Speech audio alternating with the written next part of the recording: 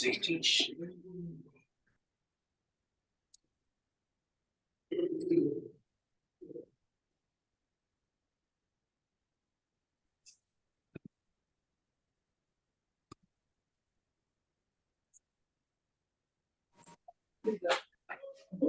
Tate, we're gonna put your camera on when it gets time.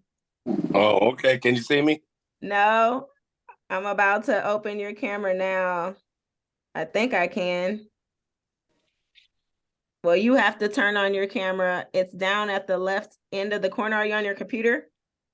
No, I'm on my phone.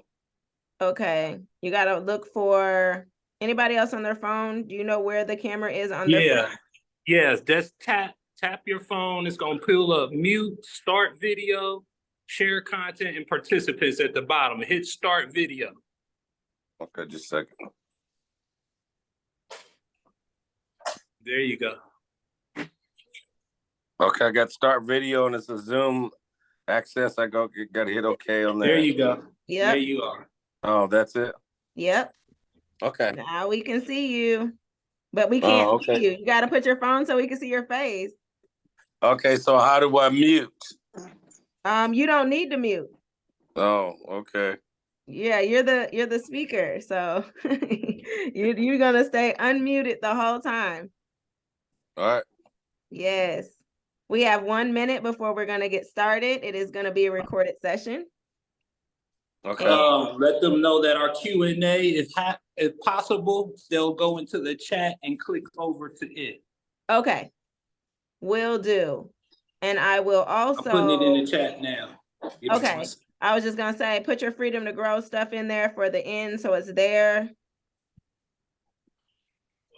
I am putting in Dallas Ag in. Copy.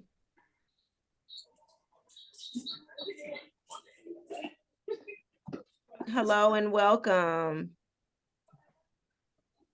As everyone starts to trickle in, we will go ahead. Where's my chat? Okay, there we go. Have all the information. Great rising, everyone. As everyone comes in, thank you for taking the time to work with us as Dallas Ag Women, your specialty experts in agriculture for the Dallas DFW area. We have new business now in Denton. So we've been traveling a long way to get where we have to go. But there's a few things we've been talking about. If you go back for various videos, we have been on social justice and social injustice, as a matter of fact, regarding our water, regarding the things that are taking place that are underlining, like it's about eating healthy. But how could you sometimes eat healthy if you don't understand if the water is unhealthy, or if your tools, which is why we're here today, are not up to par, if they're not ready to go. We buy brand new things like me because I'm guilty. Our guest speaker will be able to speak to that. I buy things, I got a chainsaw and all this, but your girl don't know how to maintain the chainsaw, and all it's gonna do is sit there until I get ready to use it again. And when I need to use it again, guess what? I'm gonna use it and then it's not gonna work right. So those are the things I'm running into. Unlike me being a culinary, professional or a chef, as soon as I need that mixer again, I put it down, I go back and get it, it be working. So when we're dealing with tools, they really, really do not always work. They don't always benefit us, and they sometimes can hinder the actual goal that you have. So today our guest is Mr. John Tate. And Mr. John Tate is the owner of JT Garage.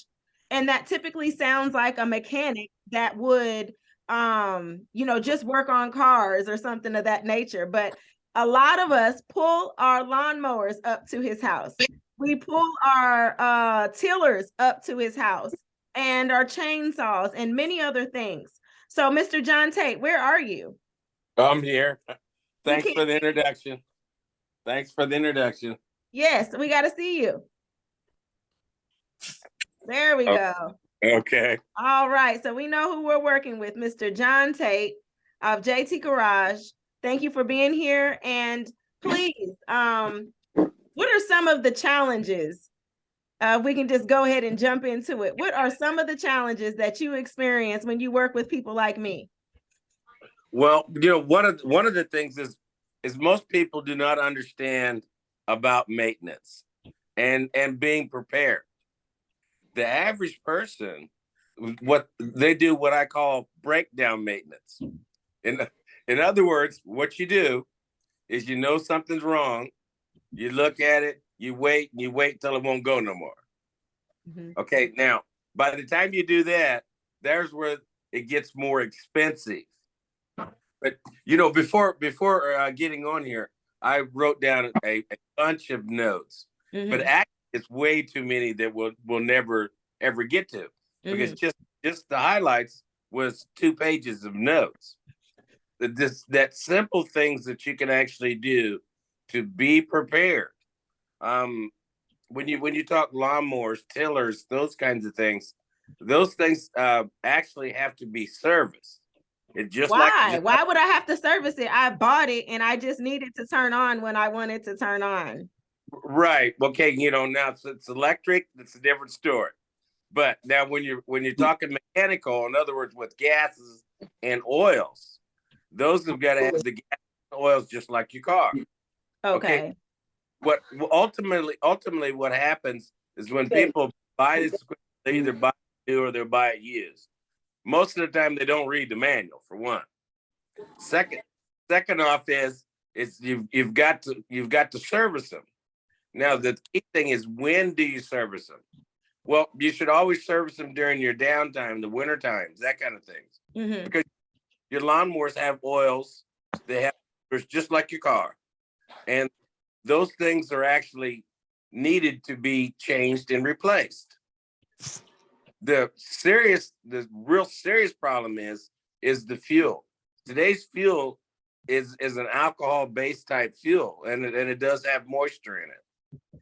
And what happens is, if you leave that stuff in your lawnmower throughout the winter, or when you're not using it, the oil separates. I mean, the gas separates from the water and the actual gas or the alcohol. So what am I supposed to do? Just dump it over? Like, I don't got time for this. Is there any kind of tools that don't do that? Well, unless you go with electric. Now, electric is another thing, because that's actually some of the when you're looking at replacing, you should look at going electric, because now some of the cities are starting with the new about the greenhouse gases. They're what they want to do is eliminate the lawnmower as we know today, gas products. So those are some things that are coming that I can actually get you some more research on. Okay, so that is why you were talking about like converting. How was I going to convert? So there's a possibility that my gas lawnmower and all these things, because most of my stuff that I bought, I have warranty on. I don't know about the warranty, but a lot of them I can't even find replacement parts, and they're not even 5 years old. Right. See, and that's the bad thing, and that's another segment that I'd like to go over sometime, because when you're purchasing those warranties, you got to watch it. Most of the time, when you purchase the warranty, it starts at the day that you get it. But let's say that you bought the lawnmower in off season. Well, your time's burning up by the time you get to actually use it. You probably won't use it the first year, because most things are reliable. But to that point, a lot of times you're spending money that you don't have to do. Right. Now, when you talk, okay, how do you know what to do, how to do it? The manuals. If you pick the piece of equipment up you used, go online, download a particular manual for that particular piece of equipment, and actually read it, and read it through, kind of understand, and then on things that you don't understand, you can always call. But your lawnmowers and all your tools are just like your car. You have to service. The key thing is you want to service before you put them on the winter. So here we are going into the spring season. Most of the gardeners and people that I work with, I teach zero till. However, there's many reasons that a person would need to till something up. And I don't know what they are right this second. But I brought a tiller to you, and I had to, when I took it to Home Depot, I took it to Lowe's, and it was literally like taking a car in, and then they wanted to charge me for taking it in. They wanted to charge me for the part, and it ended up being way more expensive. So I ended up bringing it to JT Garage and only paid like $85. What did you do to the tiller, and what hadn't been done? Well, first off, the regular service probably would have prevented the problems that you had, because it was a carburetor. And upon me taking the carburetor apart, it was all rusty inside. And the key thing is to know where you can get these parts. Most of the, you can get parts for your lawnmowers, your edgers, your weed eaters on Amazon online, far cheaper than you would be able to go to a local lawn. I don't like online like that, because every time the part gets to me, I be feeling like I'm scammed. It's like, oh, well, this really wasn't for, it said models, 1999 through 2012. Well, then, because most people do not read the actual details, because they'll have model, but then they'll have serial number. But then, there's different ages, if it's a newer one or if it's an older one. So, I mean, you have to really pay attention. But there's where a person like me comes in. Now, a carburetor that I could have purchased locally would have been something like $75. Okay, but I was able to order that knowing what to look for on Amazon for $12. Is there like a junkyard for parts for garden tools? Well, there is, but your new, on bigger pieces, there is salvage yards where you can buy specific pieces. But now, like for your engines and stuff like that, that's probably the reason why they're in the junkyard. Is because they're those kind of parts, unless it's a sheet metal type, you'd be fine. But internals, carburetors, and that, like I said, to be able to get it for $12 brand new, that's the only way to go. Okay. So we have, go ahead. I have a question. We have tractors on the farm that all diesel. How many times a year do we need to service them and reckon getting parts from being the tractors are, some of them are 20 years, most of them are 20 years or older. We're having problems finding them. Where can we go ahead and find parts for tractors of that age? Well, and it does get difficult because most of the time those kind of parts, especially for tractors 20 years old and that, you're either going to have to order through the dealer or you're going to have to search used salvage parts places. And there is places around, but it's a hunting game to actually find it. But now you're kind of talking two different things. First, let me back up, and we want to talk about how often should you service. It should be at least twice a year, but normally according to how many hours, like your tractors, how many hours are ran, you should have an hour meter on there. And normally they go by the hours being ran. A Pacific tractor, I would have to look up the information on it to actually find out how long it should be. But at minimum twice a year. And like on your tractors and that, they're running dusty, dirty conditions. And so basically they've got to be serviced. That's probably one of the biggest downfalls to a farmer, is doing what I call breakdown maintenance. Now, it's okay to do what I call breakdown maintenance. Okay, you're in the middle of the field, you're in the middle of a harvest, and okay, so you're gonna make this thing work, you're gonna stick a bracket on it, you're gonna hammer this thing, or you're gonna wire it up. Okay, now you get through that period, then the key thing is to get in and fix it right. Because what most people do, and as human beings, oh, it's working now, so we're good to keep going with it until the whole thing falls down. And it will. It's just a matter of time. If you've been in the farming or have had a vehicle of any kind, eventually they will break. The key is to control when it breaks. Now, that control is simply as what we call maintenance. And that's looking for problems. because I guarantee you problems didn't just happen. You know, you go out to your car and all of a sudden it don't start. That didn't just happen. Now people will tell you, oh, it did. No, it was probably cranking slow for a week or two before that. So what we have to do in order to really save a lot of money, you know, trying to nowadays go into business and then try to make your small businesses and things work, or even trying to make things work for you at home. We have to learn to do preventative maintenance, and it's far cheaper than wait until everything breaks down. Did that answer the question? Now, I think you had 2 on the tractors. Am I right? Yes, I had one about finding parts. You mentioned going to at dealerships and finding parts, and we having trouble. Dealers, they say like the New Holland bought out the Ford dealerships, and most of our tractors are Ford. And being said that we can't get parts for those Ford tractors, so now we having to go online. And I'm the type of person, I don't like to order anything, because if you order switch or anything online, it comes to you the wrong item. They do not replace them, and no refund.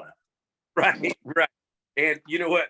A lot of that is customer service and deception. There's 2 things to that. First off, they're trying to get rid of a part because they know you're going to get stuck with it. Second off is people, they will deceive you, because when Ford made a part, an alternator or something like it wasn't just for that specific tractor. It was probably put on trucks, and it was probably put on stationary equipment, you know, where engine powers and generators.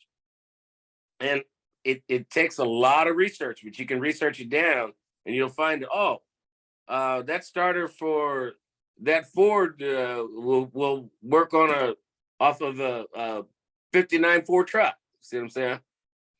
So there's where it because companies that do get bought out, I'm familiar with New Holland. I'm familiar with Ford. Ford was in it once, and then they finally get out. They continue that line for a while, and then it's gone. It's research. I would say if you're looking for something, try to get a hold of me, and I can help run some parts down. How do we get a hold of you if we are having difficulty with understanding warranty, helping with our lawnmowers, our weed eaters, things that are broken? How can we get a hold of you? Well, I do have a phone number. It's 214-753-6057, or you can get a hold of me at my email, and it's jtate.truck@yahoo.com. And you can, those are the 2 ways. Always leave a message. A lot of times, you know, for people I haven't talked to or whatever, it shows up as spam, something like that. So just leave a message, and I'll try to get back with you. But some parts are extinct. Now there's where my other expertise is in. In some cases, I make my own part or make my own tools. Mm-hmm. Right. So there is some things that you can't get. Mm-hmm. Okay. Now, as being in business, and especially as farmers, and that, the key thing that you got to have is if you don't have, you got to learn some skills. Most people do not have a toolbox. Okay. So you got to have a toolbox. A farmer's definitely got to know how to weld something together, because for years I will never weld, and I am a farmer. I will never weld. And I understand that, but you know, in that particular case, what you have to look at, calling a repair person, implement people to come out, it's very, very expensive. And so this is what kills most of our businesses, is because we don't, the mechanical side, for some reason, and I'm talking in today's times, as people were growing up, it was normal, it was natural to be taught mechanical side of things in your schools, and fathers being around, those kinds of things. And especially on farms, you know, that those kinds of trades were passed down. But in today's times, it seems like it's been more easier to call somebody out to have it fixed. But now the cost has overrun that. And it's not so much that you have to do it yourself, because I'll give you a good example. My granddaughter, Promise. Basically, she had problems with her brakes, and we went through to try to figure out what was wrong. We were replacing parts, and it is the intermittent problem. And then I think she was told, she took it to Firestone. I said, let somebody else look at it, and I'm sure they was said or told her about an enormous bill, and then she immediately calls me back, want me to take a look at it again. But we did find the problem. But the fact is, when you don't have the knowledge, or you don't want to take the time, or you don't have the time to do repairs yourself, the key is to have the knowledge. Most repair shops get anywhere between $100 to $200 an hour. And if you go and you go in someplace and you say your car is jerking, making this sound, well, that's a plane ticket to charge you whatever, because because of your terminology. Right, you're not informed. So reading the manual for your power tools helps you know where the troubleshooting might be. Correct. And then you can properly communicate that so they can't get over on you when you're trying to get a repair. Correct. Because now, jumping back to Promise, I think after we got done with the repairs, and she showed me that paper, it was like $1,400 to fix the brakes when we had replaced 90% of it. So, you know, it couldn't be that. So, but as females, and as a lot of guys today that don't have the experience in those areas, most of the time you're getting ripped off a little bit, and you can get treated pretty bad, because the simple fact is you have to take the time to educate yourself. Okay, now, so my weed eater breaks down, and then I say it's not spinning no more, and you say, what is it doing? I'm supposed to know, I'm supposed to know that before I go. Well, because, okay, you said it's not spinning no more, and you don't know. Okay. That's all I'm saying. I know. Then the dollar signs would go off for me. So I would get your weed eater, and I say, okay, well, we get $75 an hour, because I'm gonna have to do some research to find out what's wrong, and then I'll have to order the part, and then I'll get it in. Okay, your weed eater, let's say it's worth $250. They're gonna get close to that price because you said that. But now, if you'd have said, when I try to start it, it won't start. But then when I pull the cord, the cord wants to stay out, and then you have to tap it on the side for it to go back. Okay, now, then he knows, okay, he's got a direction to look.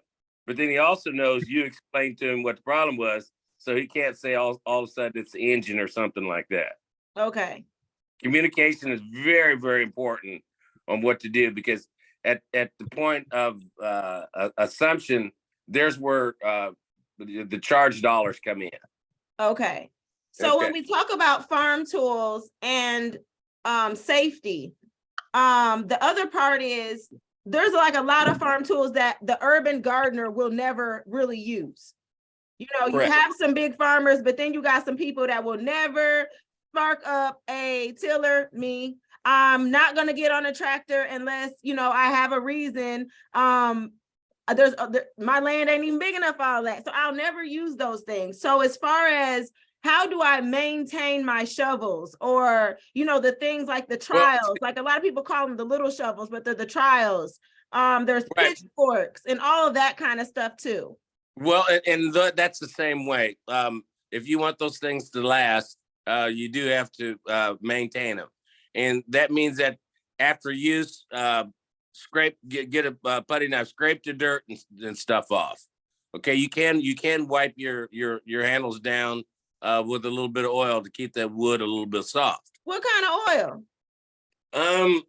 basically I would use like WD-40 or something like that you can spray on. Okay. So And is this then after every use? Because that sounds a little toxic, young man.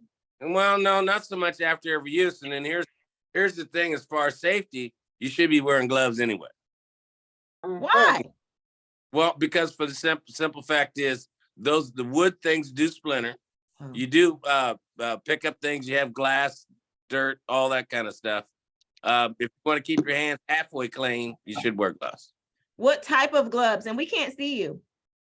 Oh, okay. And the types of gloves I use mainly is a leather type glove, depending on where I'm in the office. I would show you. And then also when you're working around the oils, the chemicals, and those kinds of things, then I use a disposable glove for that. Right. Those can be bought at Harbor Freight for about $15-20 for about a $50 pack or something like that. What is the best type of place to shop? Because I do shop at Harbor Freight for a lot of stuff. However, I know they stuff a little on the cheap side. And Well, I appreciate the warranty they got for a girl. Right. See, but that's there again. You've got to purchase. Normally, when you go to Harbor Freight and any of if they've got a weed eater, there's a low end, there's a middle end, and then there's a high end. Well, when it comes to tools, and I've got 2 huge toolbox. I probably got anywhere $15,000 to $20,000 in tools very easily. Okay, and I do have Snap and Mac on tools, which are the best. But they do sell a good tool because the simple fact is, how often are you going to use it? Mm-hmm. Okay, see, so most of the time, let's say your battery goes out and you need a crescent wrench and a couple wrenches, and you borrow them from somebody or the neighbor or something. You go put that battery in, because the odds are you ain't gonna put another battery in for at least 4 or 5 years. Mm-hmm. So they do sell a cheaper liner tool, but even in that cheaper liner tool, there's low, middle, and high. Always buy in the middle of the road on anything that you buy. You don't want to buy the cheapest thing, or you don't want to buy the most expensive thing. And then, as far as, do I get the warranty always? I myself, as a person, a repair person, a fix-it person, I never buy the warranties. Mm-hmm. Yeah, or they really scams. Like, they're always asking, and I can never really always take advantage of them anyway. Well, see, that's the key that I looked at, because the odds are that the tool, they know the tool is gonna last the first year. They know that. Okay, the second year, and if you read those, then okay, if it's the full replacement, probably for the first year, second year, third year, then pretty soon it's gonna start costing you. Mm-hmm. So, to me, you can't win on them. But now, large items, tractors, trucks, heavy equipment, yes, get your warranties.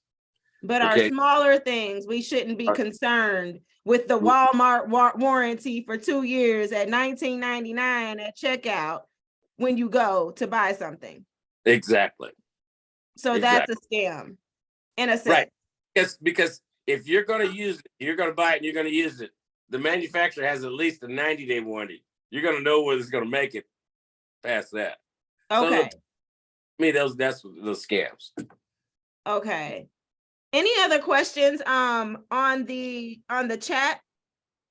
Use linseed oil for the tool handles. That's a great that was a great comment in the chat.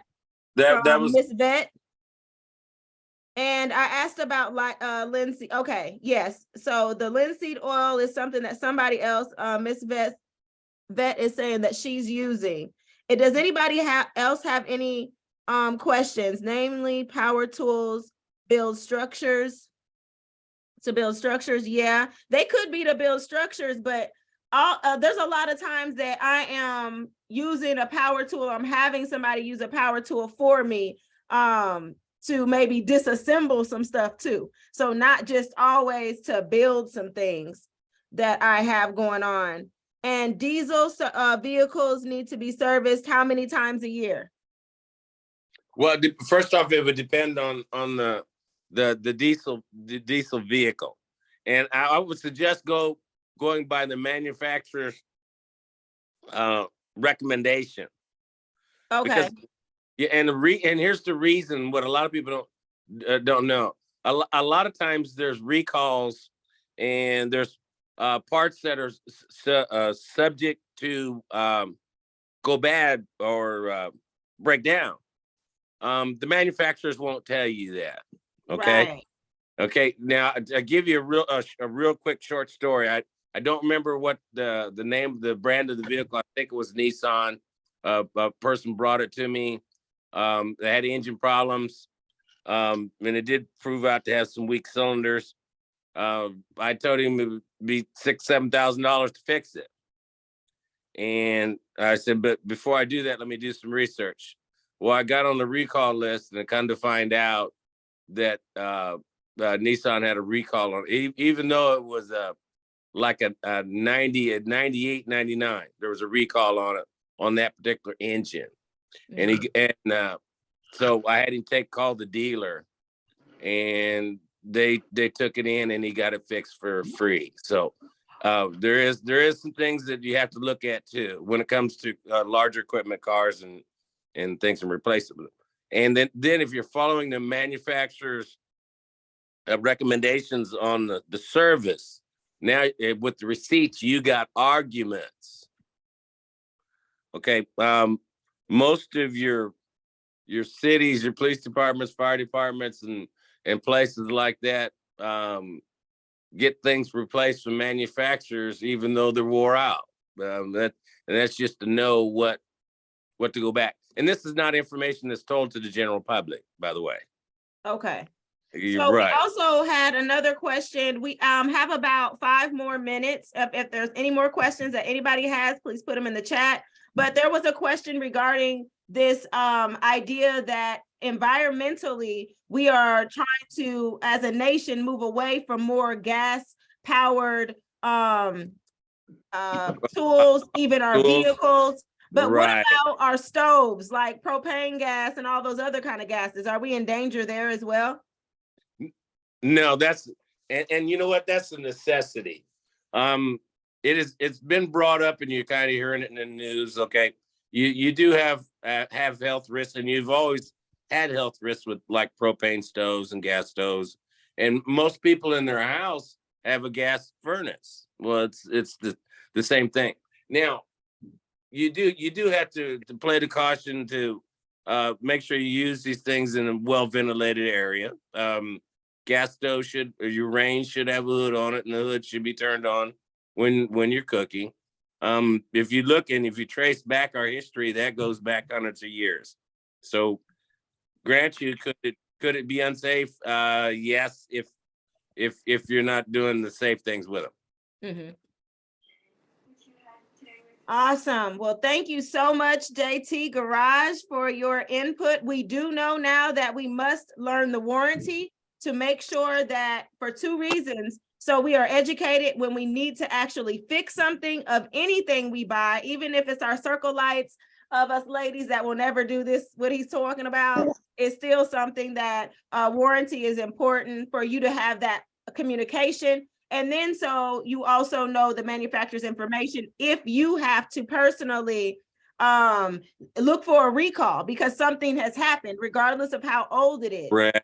Also, you need to oil all of your hand tools and service even your lawnmowers and things, because the type of gas that we use now is different from what it used to be. And that separation is what's causing a lot of our issues. And to me, that's the cycle of destruction, because we have that problem of gas. We don't understand that the gas is no longer the same. And then now it's sitting when Papa and them used to let their lawnmower sit and gets fired up when they needed it.